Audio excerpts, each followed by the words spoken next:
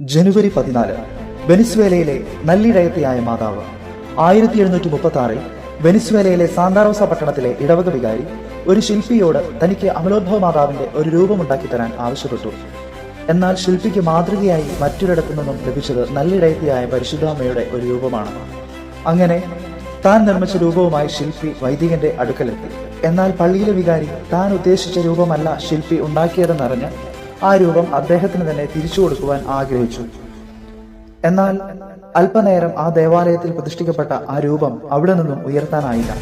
അതുകൊണ്ട് ആ ദേവാലയത്തിന്റെ സംരക്ഷകയായി നല്ലിടയത്തിയായ പരിശുദ്ധ അമ്മയെ വണങ്ങി തുടങ്ങി.